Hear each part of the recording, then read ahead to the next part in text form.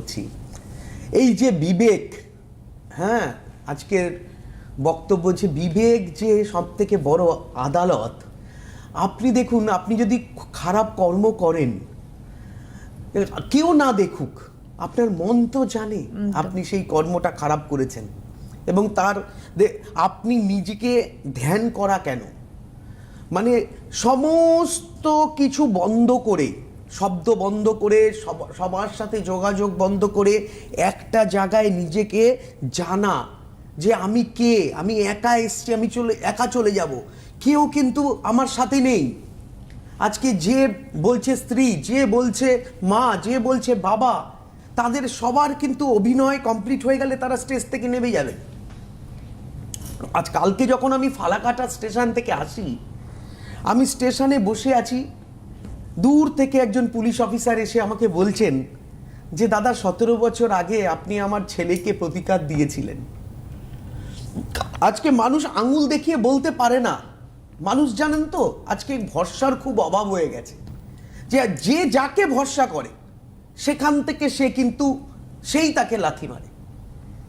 মানে আজকে নিজেকে বড়, লোকে যারে বড় বলে বড় সেই হয়, নিজে যারে বড় বলে বড় সে নয়। একদম ঠিক। আমি যতই ঢাকঢোল পিটিয়ে বলি রামকৃষ্ণ শাস্ত্রী সব থেকে বড় জ্যোতিষ, রামকৃষ্ণ শাস্ত্রী সব থেকে বড় জ্যোতিষ, লোক যতক্ষণ পর্যন্ত আমাকে কাছে টেনে না নেবে ততক্ষণ পর্যন্ত আমি সব পারি, আমি সব করে দিতে পারি, এটা কখনো বলতে পারি না। কারণ পারেন একমাত্র তারা মা, উনি পারেন পরমেশ্বর। আমি শুধু রাস্তাটা গুরুদেবের শিক্ষা অনুসারে এই প্রতিকার বা এইভাবে তো রাস্তাটা আমি দেখিয়ে দিতে পারি। মা ভীষণ সুন্দর। আজকে আমি কেন বলি যে আমি লিখিত গ্যারান্টিতে কাজ করব, আমার বিন্দু মাত্র কারোর পয়সার উপর লোভ নেই। আপনি আমাকে পারিশ্রমিক দেবেন, যদি আমি আপনার কাজ না করতে পারি লিখিত গ্যারান্টি দেব আমি আপনার অর্থ ফেরত দিতে বাধ্য থাকব।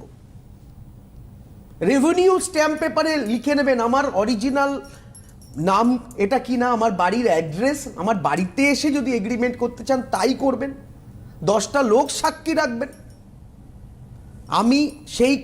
আমি যদি কাজটি নিই, যদি না করতে পারি, আমি কেন ঠকের পয়সা নেব? আমি ঠকিয়ে পয়সা নেব কেন? এই বিন্দু মাত্র কারোর পয়সার প্রতি আমার লোভ নেই। আমি কাজ করব, তার বিনিময়ে আমি অর্থ নেব, এবং আপনি সন্তুষ্ট হয়ে আমাকে বলবেন হ্যাঁ দাদা আমি আপনাকে টাকা দিয়ে সন্তুষ্ট। উল্টে উপহারও পর্যন্ত আমি নিয়ে নিই। বাহ, মানে এটা নিজের জায়গাটা ধরে রাখা এবং রাখছেন বলে মানুষ ভালোবাসছেন, যে বন্ধুও চলে এসেছেন।